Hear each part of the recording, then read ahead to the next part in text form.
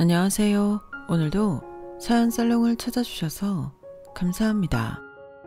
서울에 살고 있는 40대 워킹맘이에요. 날이 너무 추우니까 제 자신이 자꾸 움츠러들게 되네요. 그러면서 자꾸 2년 전 겪었던 충격적인 사건이 떠오르곤 해요. 너무 쇼킹한 사건이라 그 자리에서 바로 도망쳐 나와 경찰에 신고했어요.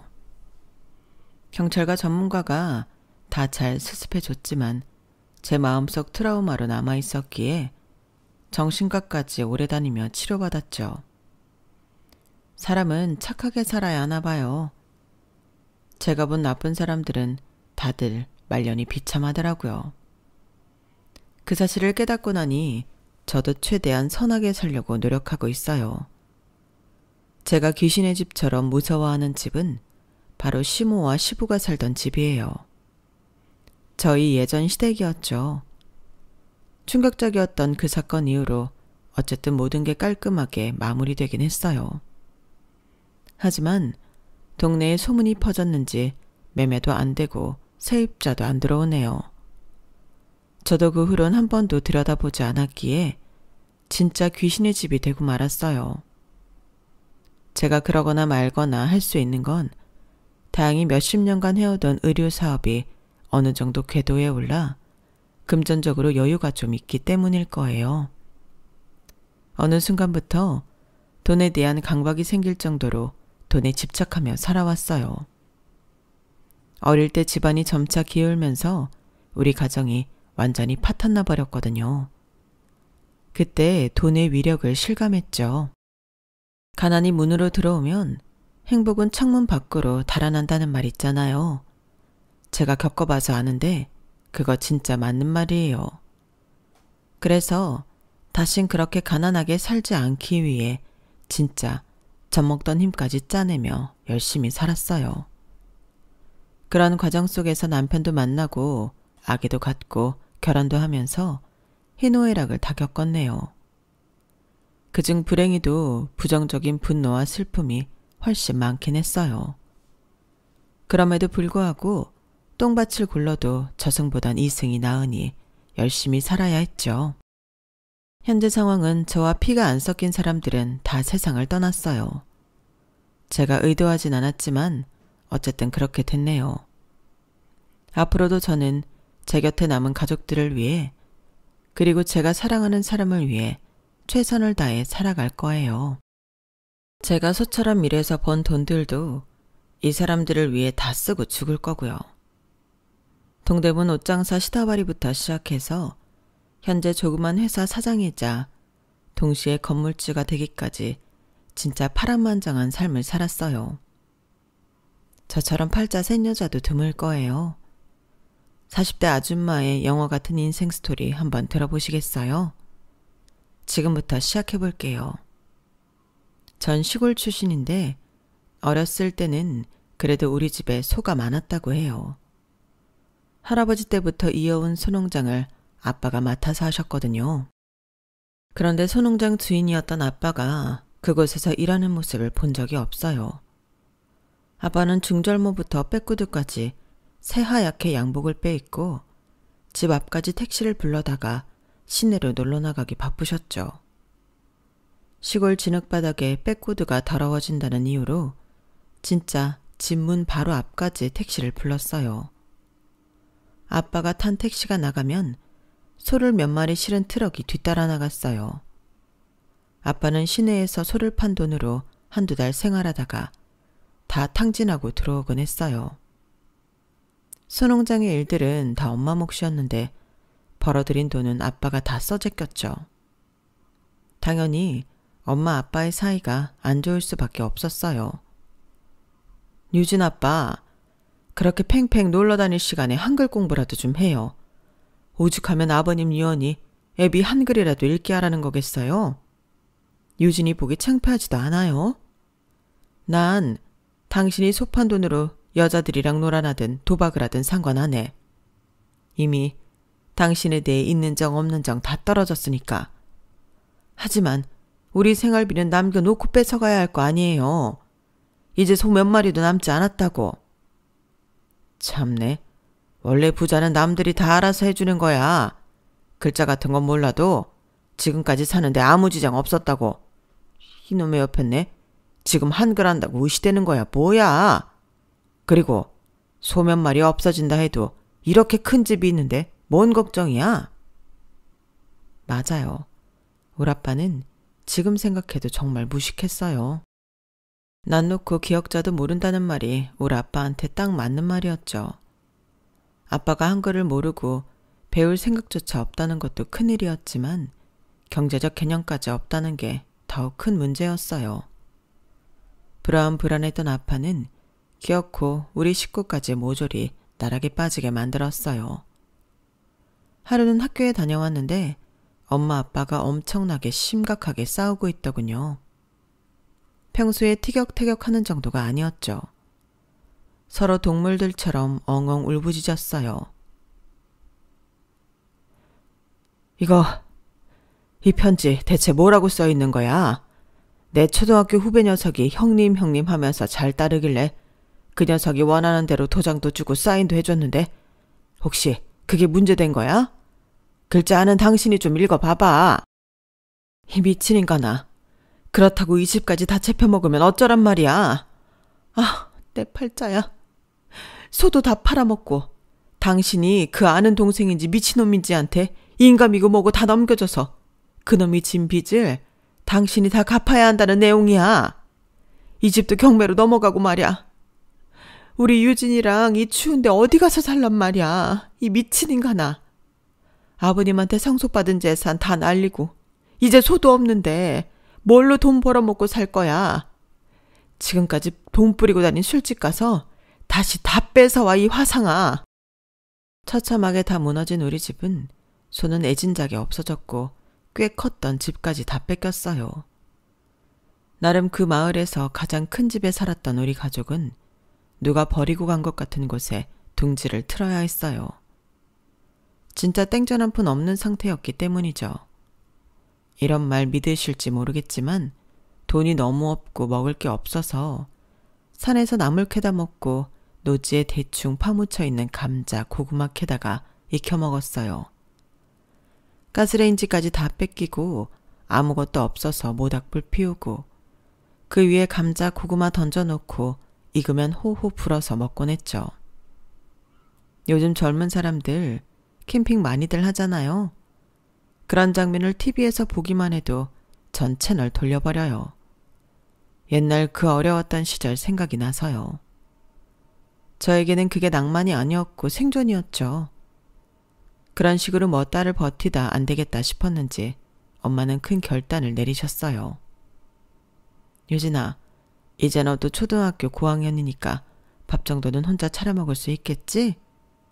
옆집 할머니한테 2, 3일에 한 번씩 반찬 좀 해달라고 돈 맡겨놨어. 쌀은 저 쌀독에 있으니 밥만 가서 같이 먹도록 해. 왜 나보고 혼자 밥 먹으라 해? 엄마 어디 가려고? 엄마도 우리 유진이 곁에 마냥 있고 싶은데 아무래도 엄마가 나서서 돈을 벌어와야 할 것 같아. 서울에 가서 몇 달만 일하면 여기 시골에서 1년 동안 벌 수 있는 돈을 준대. 자, 여기 현금도 좀 갖고 있어. 아빠한텐 절대 말하면 안 된다. 아빠가 뺏어갈지도 모르니 엄마 딱 넉 달만 일하고 돌아올게. 엄마가 없으니 편지라도 꼭 쓸게. 정말 미안하다, 유진아. 그렇게 엄마는 집을 떠나 돈 벌러 서울로 향했어요. 하지만 약속했던 넉 달이 지나고 1년이 지나도 엄만 돌아오지 않았어요. 그동안 아빠는 저만 보면 엄마 욕을 해댔죠. 거봐. 이 미친 옆엔 내가 서울 가서 바람난 게 틀림없어. 뭐 돈을 벌어와? 참네. 딴 남자하고 살림 차려서 거기서 애 낳고 돈 쓰고 잘 먹고 잘 살겠지 뭐. 유진아, 네 엄마가 우리 부녀를 버린 거다. 네 엄마는 못된 여자라고. 뭐라고요, 아빠? 우리 엄마 욕하지 마세요. 엄마가 아빠 때문에 얼마나 고생하며 살았는데 엄마는 내 곁으로 꼭 돌아올 거라고요. 이렇게 늘 받아쳤지만 몇 년이 지나도 엄마가 집으로 돌아오지 않자 자신이 없어졌어요. 마음 한켠에 엄마에 대한 그리움을 안고 현실을 묵묵히 버텨낼 수밖에 없었죠. 엄마가 아예 돌아오지 않을 거라 생각했는지 아빠는 대놓고 다른 여자들을 집에 들이기 시작했어요. 다 망해서 별 볼 일 없는 우리 집에 괜찮은 여자들이 들어왔겠어요? 당연히 다들 나이 많거나 좀 이상한 아줌마들이었죠. 그러던 어느 날 아빠가 새엄마라며 집에 들인 아줌마가 있었어요. 자기 아들까지 함께 와서 재혼하겠다며 나선 나이 많은 아줌마였죠. 자, 여기 인사해라. 오늘부터 네 엄마 되실 분이야. 돈 좀 있는 분이니까 잘 따르고 납작 엎드려 지내도록 해라. 네 새엄마가 본인 아파트로 우리를 데려간단다. 그래, 네 아빠가 날 공주 대접해줘서 같이 살게 됐다. 어차피 네 엄마는 행방도 모른다며. 자, 이 훤칠하게 잘생긴 오빠는 내 아들 심수찬이라고 한다. 앞으로 오빠 심부름도 잘하고 내 말도 잘 듣길 바란다. 뭐 니까지게 까불어봤자 내 아파트에서 쫓겨나기밖에 더 하겠니? 그것도 유머라고 저 빼고 새엄마라는 그 여자와 아들 그리고 우리 아빠는 웃어댔어요. 저만 울상이었죠. 아빠는 아직 엄마랑 이혼도 안 한 상태인데 다른 아줌마랑 동거를 한다니 같이 살기가 죽기보다 싫었어요. 하지만 미성년자였던 저는 아빠의 말에 순응할 수밖에 없었어요. 아파트고 뭐고 다 싫었어요. 그저 빨리 어른이 되어 독립하고 싶었어요. 어차피 새엄마가 저한테 진짜 엄마처럼 잘해주지도 않았고 절 마냥 귀찮아하기만 했거든요. 그들에게 벗어나고픈 저의 바람이 하늘에 전달됐는지 완전히 저 혼자 되는 사건이 벌어지고 말았어요. 하지만 신에게 그 바람이 약간 잘못 전달된 것 같았어요. 다른 사람이 아닌 우리 아빠가 갑자기 돌아가시고 말았죠. 갑자기 안방에서 쿵 하는 소리와 함께 새엄마의 비명소리가 났어요. 전 당장 달려갔어요. 아니, 이 양반이 갑자기 왜 쓰러져? 아까 속이 체한 것 같다더니 심하게 체했나? 여보, 이 양반아. 안 되겠다. 야, 서효진, 얼른 119 불러라. 그 후로 119 구급차가 올 때까지 새엄마란 사람은 옆에서 쳐다만 보고 있고 전 아빠를 살리기 위해 별짓을 다 했어요. 인공호흡도 하고 주먹으로 아빠 심장을 내리치고 난리를 쳤지만 아빠는 끝내 깨어나지 못했어요. 새엄마는 아빠의 장례도 안 치러주고 절 바로 내쫓더군요. 제 옷까지 몇 개만 챙겨서 말이죠. 야, 너나 네 아빠나 이 아파트에 빈몸으로 들어왔으니 빈몸으로 나가도록 해라. 벌써 고등학생이 됐으니 뭐 혼자 살 수 있겠지? 빠이빠이다. 앞으로 다신 보지 말자꾸나. 아빠가 돌아가신 건 너무 슬펐지만 그 집에서 나오게 된 건 차라리 잘 됐다 싶었어요. 그런데 새엄마의 아들인 수찬 오빠가 절 계속 따라오더군요. 이제 우리 남남인데 왜 날 따라와? 얼른 집에 들어가. 서유진, 내가 너 좋아하는 거 모르고 있었어? 그동안 가족 아닌 가족으로 묶여서 말 못하고 있었는데 내 진심을 받아줘. 네 말대로 우리 남남인이 사귀어 보자고. 어때? 그 제안이 너무 징그러웠어요. 새엄마나 새엄마의 아들인 수찬 오빠나 소름 끼치게 싫기 마찬가지였거든요. 그게 뭔 개소리야. 난 당신네 모자한테 질렸어. 당신 엄마 말대로 이제 평생 빠이빠이야. 미친 소리 하지 말고 얼른 집에나 들어가. 일단 학교 친구네 집에서 조금이라도 빌붙으며 알바로 돈을 모은 뒤 독립할 계획이었어요. 고등학교는 마쳐야 한다고 생각했거든요. 그런데 심수찬 이 인간 때문에 모든 계획이 다 헝클어졌어요. 계속 절 스토커처럼 쫓아다니는 바람에 어느 순간 두려움까지 느껴 서울로 도망쳐버리고 말았어요. 학교고 뭐고 다 때려치우고 말이죠. 제가 태어난 고향에 안 좋은 기억만 있다 보니 모든 걸 훌훌 털어버리고 새 출발하고 싶었어요. 지금도 그 지역은 여행은 물론 우연히라도 가고 싶지 않아요. 내 어린 시절의 인생을 갉아먹은 고장처럼 느껴져서 말이죠. 사실 서울로 향한 건 엄마를 찾을 수 있지 않을까 하는 기대 때문이기도 했어요. 그전까지 서울에 가본 적이 없었기에 서울이란 지역이 우리 마을처럼 좁은 곳인 줄로만 알았어요. 하지만 서울역에 올라와서 높은 빌딩들과 수많은 사람들을 보니 겁이 덜컥 나더군요. 우리 엄마를 못 찾으면 어떡하지? 엄마, 어딨어요? 너무 보고 싶어요, 엄마. 두려움에 벌벌 떨면서 그날 밤은 서울역에서 노숙을 할 수밖에 없었어요. 동대문에 옷가게가 많다는 얘기를 얼핏 들은 적이 있어서 무작정 동대문으로 향했어요. 서울역에서 동대문까지 멀지도 않은 거리를 엄청나게 헤매면서 갔죠. 운 좋게 동대문 옷 도매시장에 시다발이 일자리를 구할 수 있었고 근처 고시원에 드디어 저만의 보금자리를 마련했어요. 보증금으로 50만 원에 월세 15만 원짜리 고시원으로 아주 허름한 곳이었지만 밥과 김치가 늘 제공되었어요. 그것만으로 세상을 다 가진 것 같았어요. 굶어 죽진 않겠구나라는 생각이 들더군요. 전 돈 벌어서 엄마를 찾겠다는 일념하에 진짜 미친 듯이 일했어요. 한 군데에서만 일한 게 아니라 여러 군데 시간별로 돌아가면서 일하며 알바비를 받았죠. 잠을 줄여가며 밤낮으로 일했더니 웬만한 회사원 월급보다 많이 벌더군요. 하지만 긴장의 끈을 놓지 않고 허리띠 졸라매며 살았어요. 원룸이나 좀 더 편한 주거지로 옮길 수도 있었지만 아끼고 또 아꼈죠. 돈이 있어야 엄마를 찾을 수 있다고 생각했거든요. 돈이 살짝 모이면 그 돈으로 엄마의 사진과 인적사항을 전단지로 제작해 돌렸어요. 좀 더 모이면 현수막을 제작해 걸기도 하고 경찰이나 사회단체 등에 제발 엄마를 찾아달라고 호소했어요. 그런데도 역부족이었는지 소식이 없었어요. 전 그래도 절대 포기하지 않았어요. 반드시 만날 수 있을 거라는 꿈을 갖고 살았어요. 언젠가 엄마를 만날 수 있을 거란 사실이 제 삶의 원동력이었거든요. 어쨌든 그렇게 악착같이 살아서 돈을 꽤 모을 수 있었고 통장을 보면 숨통이 트이는 느낌이었어요. 맨날 남의 가게 전전하며 시다발이 역할만 하다가 저만의 옷가게도 냈어요.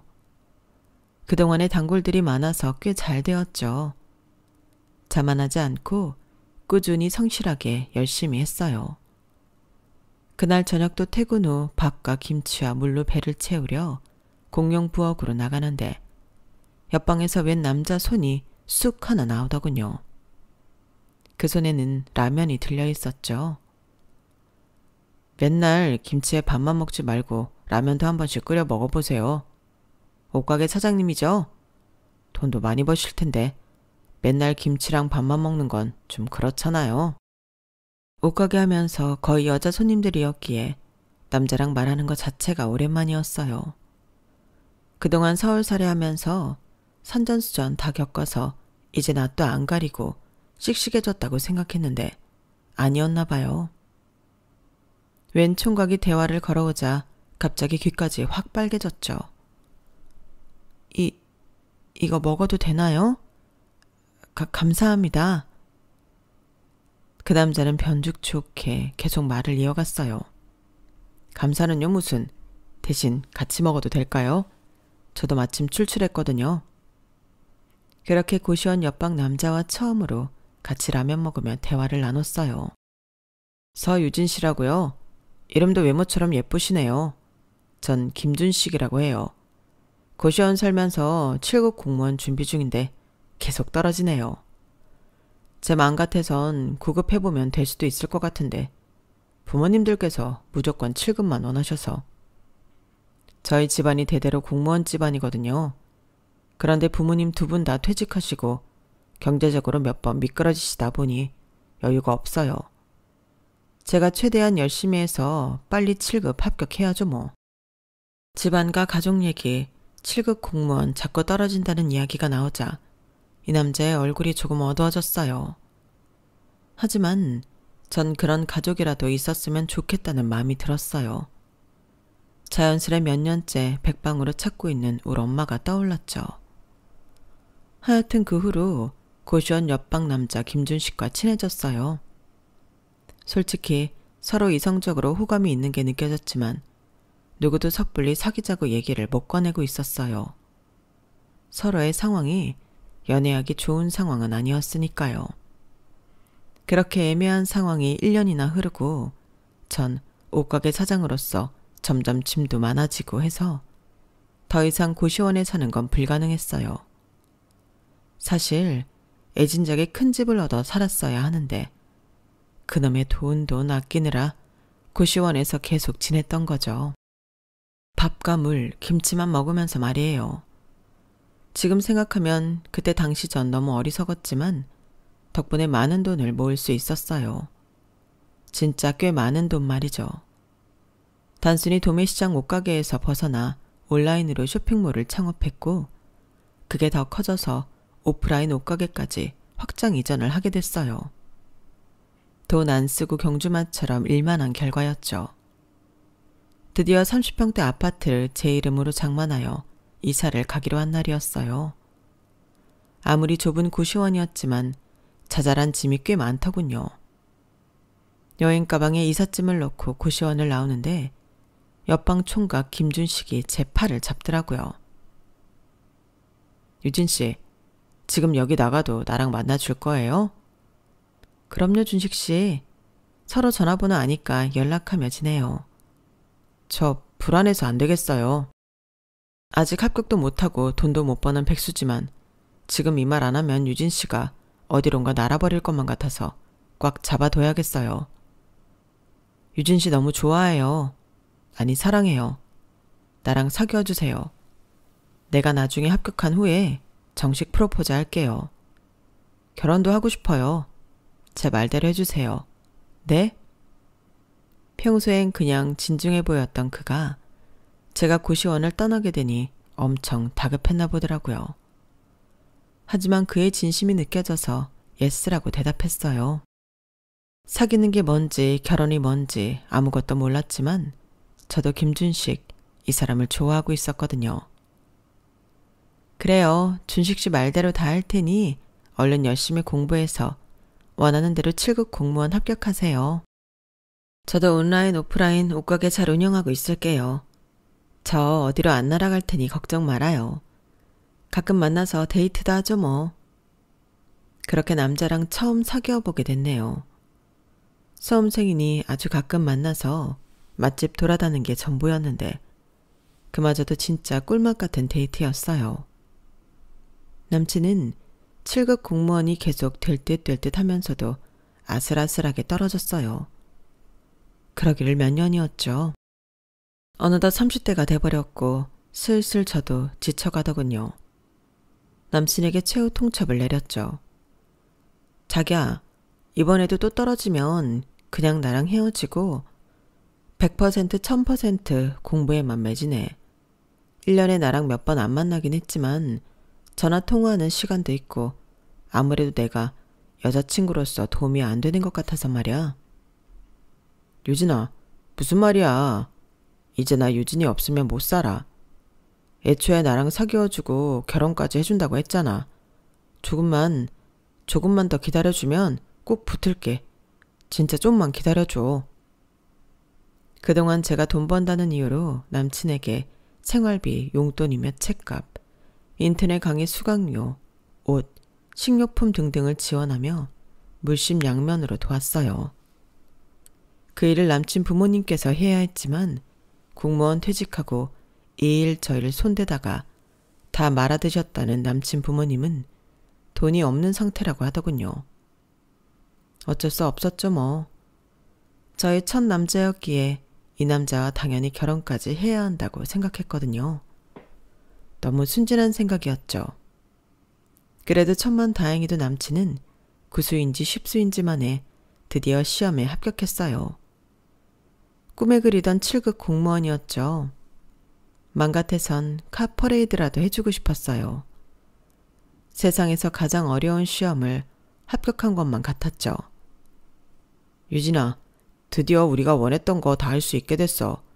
직장이며 결혼도 다 말야. 그동안 우리 유진이가 나한테 경제적으로 지원해준 것만 해도 얼마야. 정말 너무 고마워. 나 유진이 때문에 합격할 수 있었어. 다 자기 덕분이야. 사랑해. 전 너무 복받쳐서 남친의 말에 대답조차 못하겠더라고요. 누가 보면 남친이 대통령이라도 된 줄 알았을 거예요. 하지만 남친 말대로 합격과 동시에 결혼을 할 수는 없는 노릇이었어요. 현실적으로 조금은 직장 생활에 적응하고 돈도 좀 모으고 해야 했죠. 전 그래도 한시름 놓고 온라인 오프라인 옷가게에 매진할 수 있었어요. 저만의 무기인 성실함으로 하루하루 버텨나가니 매출이 무섭게 상승하더군요. 제가 옷을 최대한 저렴하게 판매하려는 노력도 한몫한 것 같아요. 그날도 오프라인 옷가게에서 직원들과 함께 열심히 일을 하고 있었어요. 그런데 매장 한켠에서 우리 직원 중 하나가 손님에게 뭐라고 하고 있더군요. 아유, 손님, 여기다 숭늉을 잔뜩 쏟아 놓으시면 어떡해요? 하얀 블라우스인데 이거 세탁하면 새 옷으로 팔지도 못한단 말이에요. 어쩔 수 없이 구매해 주셔야겠어요. 아님 변상이라도 하시던가요. 아우, 죄송합니다. 이분이 앞이 안 보이는 분인데 워낙 목이 마르시다고 해서 숭늉을 꺼내다가 그만 블라우스에 엎지르고 말았네요. 제가 살게요. 한 50대쯤 돼 보이는 손님과 옆에서 부축해주며 도와주는 사람이 연신 죄송하다고 하더군요. 사장인 제가 무슨 일인지 파악하기 위해 가까이 가보았어요. 그런데 한 발자국 한 발자국 다가갈수록 안 못 보는 그 손님의 얼굴이 낯이 익었어요. 뭐지? 누구지? 혹시 우리 엄마인가? 엄마 얼굴이랑 비슷한데? 눈이 안 보여 앞을 더듬더듬하고만 있던 그 여인은 정말 내 엄마가 맞았어요. 단 하루도 한순간도 잊지 않고 있던 우리 엄마의 얼굴이 확실했어요. 전 그 여인의 손을 잡고는 울부짖었죠. 엄마, 우리 엄마 맞지? 나 유진이야, 엄마. 엄마도 날 더듬더듬하면서 울음을 터뜨렸죠. 유진이? 진짜 우리 유진이 맞니? 목소리 들이는 맞는 것 같아. 유진아, 내 딸아. 엄마가 앞이 안 보여서 널 볼 수가 없구나. 미안하다. 이런 꼴로 나타나서 미안해. 우린 얼싸안고 엉엉 울었어요. 한참을 울다가 정신 차리고는 근처 식당으로 향했어요. 엄마한테 밥 한 끼라도 얼른 사드리고 싶었거든요. 예전에 건강한 모습의 엄마가 아니었어요. 앙상한 나뭇가지 마냥 빼빼 마른 몸에 볼살이 쏙 빠져서 움푹 들어가 있었죠. 무엇보다 멀쩡했던 엄마가 왜 눈이 멀게 됐는지 비통했어요. 좀 진정을 한 엄마는 제게 모든 걸 다 말해주었어요. 얼른 서울에서 돈 벌어다가 우리 유진이한테 가려고 했어. 그런데 눈 뜨고 코 베인다는 서울살이는 엄마한테 참 가혹했지. 몇 달만 일하면 돈 준다던 사장은 잠적하고 돈 한 푼 못 받고 길거리에서 뺑소니 차량에 치여 아주 크게 다치고 말았지. 목숨을 건진 게 용할 정도였어.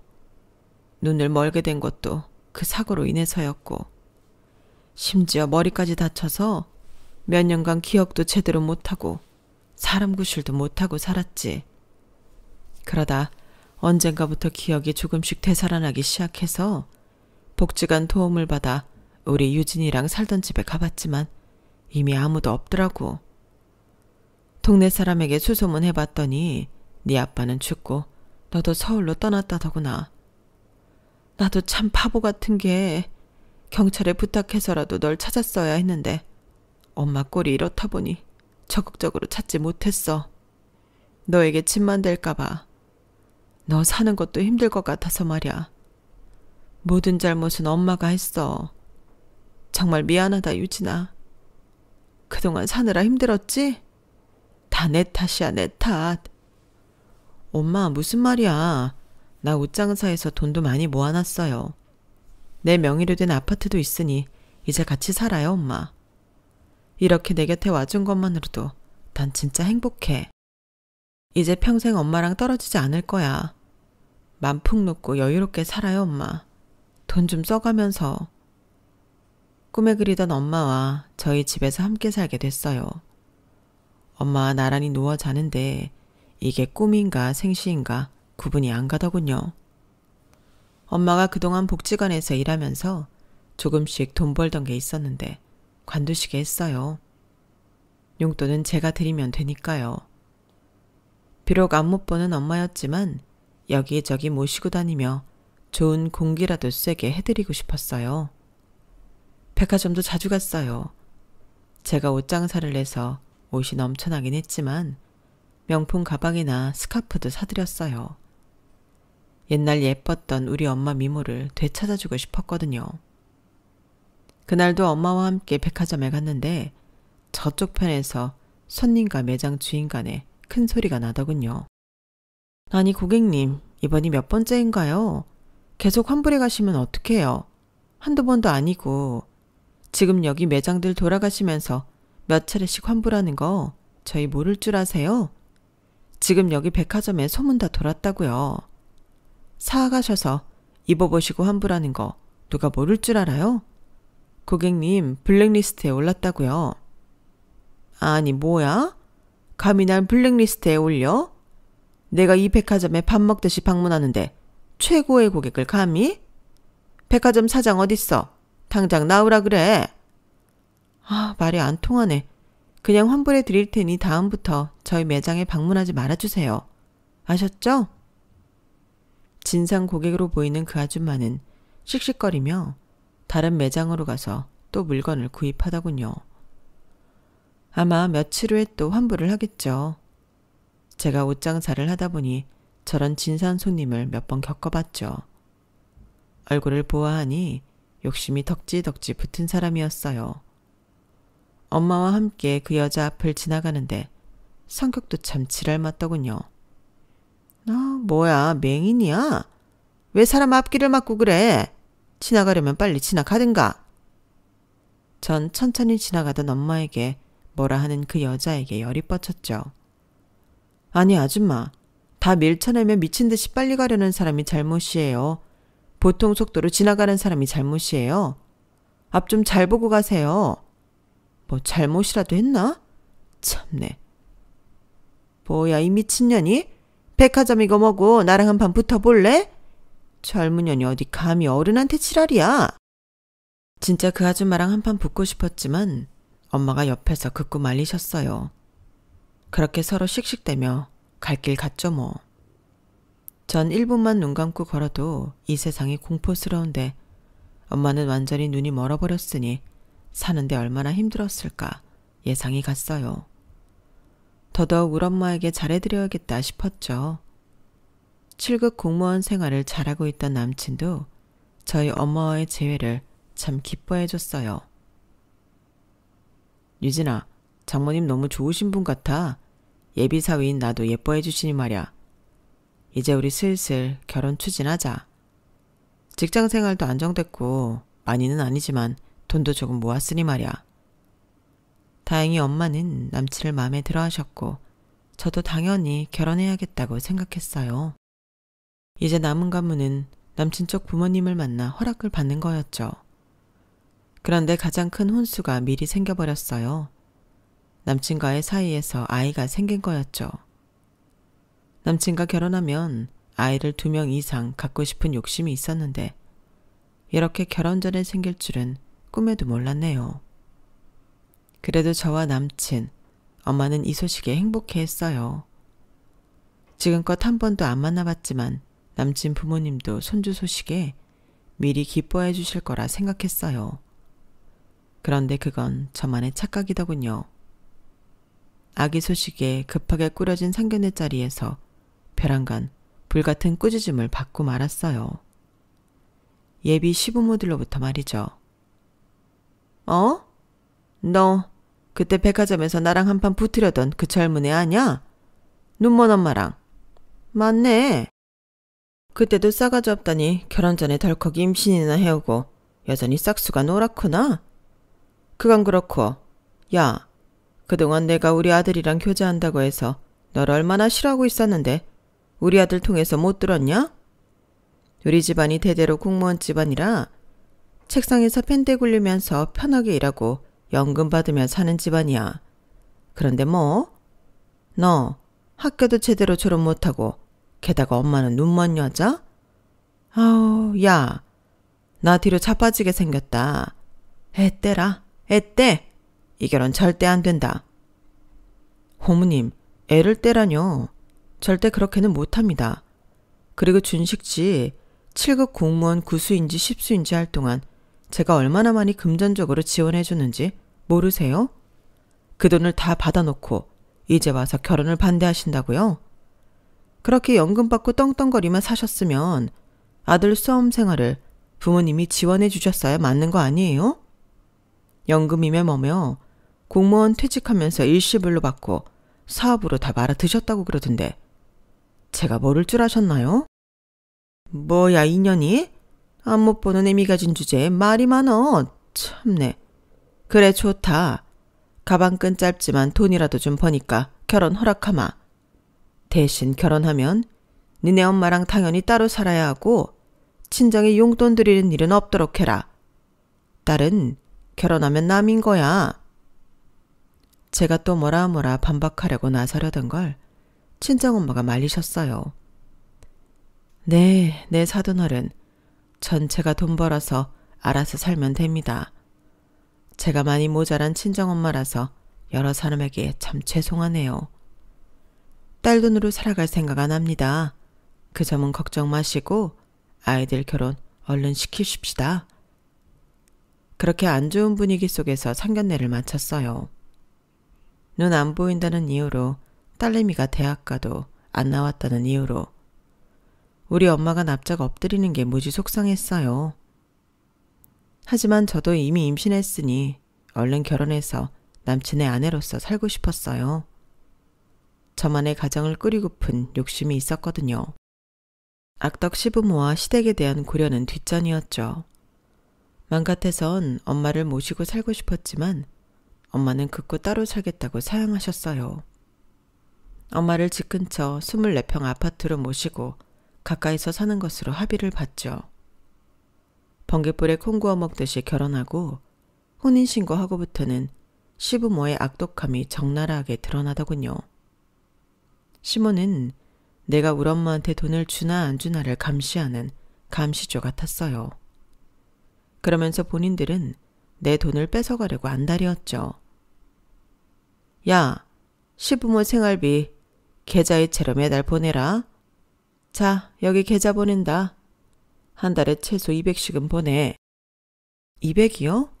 어머님 아버님 다 건강하게 일하실 수 있을 나이신데 제가 왜 그 돈을 다 대드려야 하나요? 그렇게는 못합니다. 저도 아기 낳으면 일도 그전처럼 풀타임으로 하지 못하고 돈도 아껴야 해요. 그리고 저희 친정에는 돈 한 푼 못 주게 하시면서 200을 요구하시는 건 너무하지 않나요? 뭐야?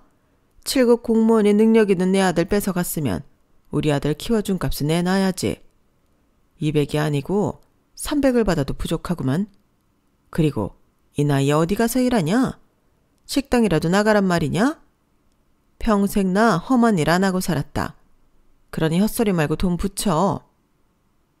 공무원 은퇴하고 사업 시원하게 다 말아먹고는 등산이나 다니던 시부도 제게 돈을 많이 요구했어요. 며느리야, 돈 벌고 싶지? 내가 네 돈 불려줄 테니 투자 좀 하려무나. 내가 등산하면서 아주 좋은 투자처를 알아놨다. 아버님, 전 그냥 제일 안전한 부동산에만 투자하려고 해요. 제가 알아서 할게요.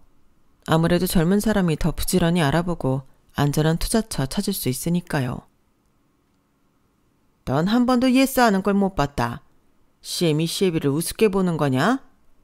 에휴, 가방끈 짧은 애를 며느리로 들였더니만 집안 꼴이 아주 우습게 돌아가는구나. 참네. 저도 말은 이렇게 하고 시댁에 돈 안 들이려 노력했지만 남편을 통해서 월급을 거의 다 뺏어가는 것 같더라고요. 막상 안 못 버는 우리 엄마는 복지관에서 어떻게든 알바해서 생활비를 벌려고 하시는데 시부모란 작자들은 부모인지 기생충인지 모를 노릇이었죠.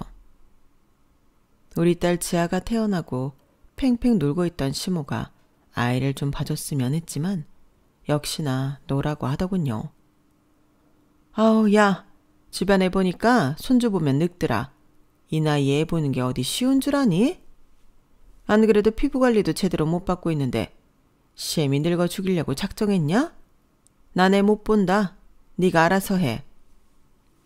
전 일을 계속해야 했기에 일단 베이비시터를 고용하고 친정엄마를 함께 계시게 했어요.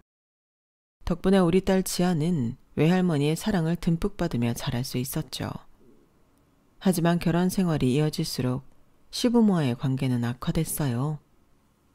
그들은 절 ATM기로만 보고 맨날 돈만 뺏으려 했고 톡하면 안 못 보는 친정엄마와 중졸인 제 학력을 갖고 무시하기 일쑤였어요. 중간에서 남편이 방패막이라도 되어주면 좋으련만 우유부단하고 착하기만 한 남편은 오히려 시댁에 돈 퍼주기 바쁘더군요. 돈 더 잘 벌던 제가 생활비를 거의 100% 부담하고 있었기에 옳다코나 하고 남편의 월급은 다 시댁으로 흘러 들어갔어요. 모든 게 다 진절머리 났죠. 진짜 이혼하고 싶은 마음이 굴뚝 같았지만 아이의 아빠이니 꾹 참고 우리 딸과 친정엄마만 바라보며 살았어요. 그러던 중 명절이 다가오고 친정엄마한테 명절 용돈 30만 원 드리고 시댁에 먼저 찾아갔어요. 그래도 명절이니 최대한 웃으며 응대하려 했는데 시부모는 여전히 절 빡치게 하더군요. 야, 명절이라고 친정에 30만 원이나 줬다고? 뭐 안 못 보는 거지한테 적선이라도 하는 거냐? 너 그럼 우리한텐 뒤에 0 하나 더 붙여서 300만 원 내놔라. 우리 아들이 너보다 10배는 훌륭하니까 말이야. 참네. 뭐라고요? 지금 뭐라고 하셨어요, 어머님? 안 못 보는 거지라뇨. 그게 사돈한테 할 소린가요? 본인 아들이 저보다 10배는 훌륭하다고요? 어머님 좋아하시는 그 돈 제가 남편보다 몇 배는 더 벌어요. 그럼 며느리인 제가 맨날 푸대접 받고 살아야겠어요? 더 이상은 못하겠네요. 이렇게 훌륭하신 아드님과 평생 잘 살아보세요. 우리 딸 지아는 제가 키우며 살게요. 여보, 당신이랑 이혼도장 찍을 거니까 부모님 모시고 살아요. 이렇게 이혼선언 해버리고 딸과 함께 시댁을 나와버렸죠. 택시 타고 최대한 빨리 집으로 왔어요. 진짜 이혼할 생각으로 말이죠. 그런데 남편이 부랴부랴 뒤쫓아왔더군요. 제 엄마야, 나 당신이랑 이혼 못해. 제발 우리 엄마 아빠 용서해줘. 그동안 장모님에 대해 안 좋게 말한 거랑 당신한테 한 거랑 내가 중간 딸의 역할 잘했어야 했는데 다 내 탓이야. 이혼만은 절대 안 돼. 내가 앞으로 잘할게. 어? 아니, 잘하는 것만으로 안 돼. 나 더 이상 당신 부모님 보고 싶지 않아. 그럼 당신이 결정해. 나야 당신 부모님이야. 평생 누구랑 같이 살 거냐고. 남편은 저와의 이혼을 막기 위해 저와 우리 딸을 선택했어요. 또 모르죠. 뒤에선 연락을 하고 있었는지도요. 전 시부모와 연락을 끊은 동안 지금까지 모은 돈과 대출까지 좀 껴서 5층짜리 건물을 하나 구입했어요. 맨 위층과 그 아래층에 살림집이 있었는데 저희 가족과 엄마가 나란히 아래 위로 살 수 있게 했어요. 사실 기존의 아파트를 팔고 온 이유 중 하나가 시부모가 계속 돈 달라고 찾아온 것도 있었어요. 연락을 끊었다고는 했지만 그들로부터 전화든 집에 찾아오든 간에 지속적으로 돈 달라는 요구를 받았었거든요. 다 지겨웠어요. 진짜 시부모와 연결고리인 남편과도 이혼하고 싶었지만 다 참고 제 명의의 건물로 이사를 온 거였어요. 그런데 애증의 인물인 남편에게 아주 큰일이 닥치고 말았어요. 뇌졸중으로 쓰러지고 만 거였죠. 건강해 보였던 사람이 거의 식물인간이 되어 천장만 바라보고 누워있으니 불쌍하더군요. 저와 딸내미 친정엄마까지 나서서 간병 생활이 시작되었어요. 물론 24시간 간병인도 써가면서 말이죠. 제가 이 모든 걸 감당할 경제력이 있는 게 천만 다행이었어요. 그렇게 몇 년이 지나고 우리 모두의 정성이 허망하게도 남편은 자다가 저 세상으로 떠나버리고 말았어요. 제 첫사랑이자 첫 남자였던 남편이 죽어버리니 제 마음도 무너지더군요. 그동안 시부모 때문이라도 얄미운 마음도 있었지만 남편이 쓰러지고 정신없이 간병하는 동안 그에게 측은지심만 들었어요.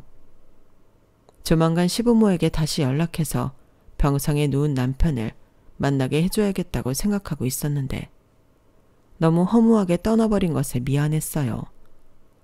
마치 제가 남편과 시부모와의 천륜을 끄는 것처럼 여겨졌죠. 무거운 마음을 안고 시댁에 찾아갔어요. 몇 번을 띵동하고 배를 울려도 시부모가 나오지 않았어요. 집 앞에는 시부모 이름으로 된 여러 우편물들만 수북히 쌓여 있었죠. 어디 여행이라도 가셨나 싶어 비밀번호를 누르고 들어갔어요. 문을 열자 시모가 초점 없는 눈을 하고는 문 앞에 서 있더군요. 전 깜짝 놀랐죠. 어머님, 왜 문을 안 열어주셨어요? 아, 이 꼴은 다 뭐예요? 저 말씀드릴 일이 있어서 찾아왔어요. 거실로 들어가서 말씀드릴게요. 죽었어. 시모는 남편의 죽음을 알고 있다는 듯이 죽었어를 연발했어요. 어머님, 혹시 소식 들으셨어요? 저도 지아 아빠 간호하느라 경황이 없어서 연락 못 드렸어요. 조만간 연락 드리려고 했는데 허무하게 저 세상으로 떠나버렸어요. 제 아빠가 얼마 전에 하늘나라로. 그런데 시모가 좀 이상했어요. 집안은 개판이었고 악취가 진동하고 있었죠. 무엇보다도 내 말도 잘 못 알아듣는 것 같더라고요. 어머님, 정신 좀 차려보세요. 혹시 치매가 온 거예요? 저 누군지 알아보시겠어요? 아버님은 어디 가시고요? 혼자 계신 거예요? 아, 냄새. 제가 집 좀 치워드릴게요.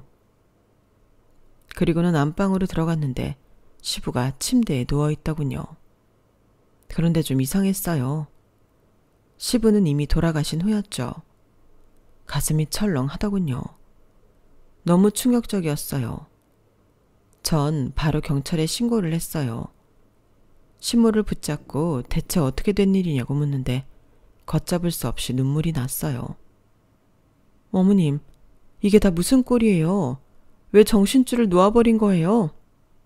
예전처럼 저 구박하고 쌍욕이라도 좀 해보세요. 세월도 무상하지. 대체 아버님은 언제 돌아가신 거예요? 경찰에 오고 전문가에게 의뢰해 시댁에 엉망진창이 된 집을 다 수습했어요. 그리고는 시설 좋은 치매 전문 요양원에 시모를 모셨어요. 그 비용을 전부 다 대드리고 심지어 자주 찾아뵙기까지 했어요. 저와 친정엄마를 무시하고 욕하던 시모였지만 그 여자의 말년이 불쌍해서 말이죠. 하지만 시모도 오래 사시지 못하더군요. 시부와 아들까지 돌아가신 충격이 커서였는지 어쨌든 심장마비로 1년 정도 사시다가 돌아가셨어요. 이 모든 게 저에게 트라우마로 남아서 약간 공황장애 비슷하게 증상이 오더군요.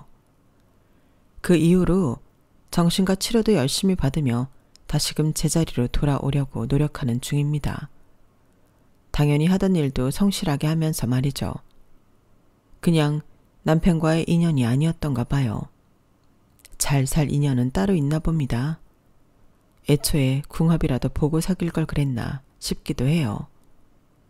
친정엄마는 더 늦기 전에 다른 남자도 만나보라고 하는데 글쎄요. 저 혼자 돈도 잘 벌고 있고 예쁜 딸과 친정엄마와 함께 평생 행복하게 살 수 있는데 굳이 재혼해야 하나 싶네요. 악덕 시부모를 한번 겪어봤더니 세상의 모든 시부모들은 다 그럴 것 같아 두렵게 느껴지기만 합니다. 그저 핏줄 섞인 가족이 최고인 것 같아요. 지금 내 가족한테 사랑한다고 말해주고 최선을 다하려고 해요. 꼭 남자 만나서 결혼하는 게 행복인가요, 뭐. 사랑하는 사람들과 함께 있는 게 행복이죠. 여러분들께서도 옆에 있는 가족에게 사랑을 적극적으로 표현하면서 행복하게 사시길 빌겠습니다. 다들 복 받으세요. 여러분, 사연 댓글에 응원과 현명한 조언 부탁드려요. 좋아요와 구독은 저에게 큰 힘이 됩니다. 오늘도 좋은 일 가득하세요.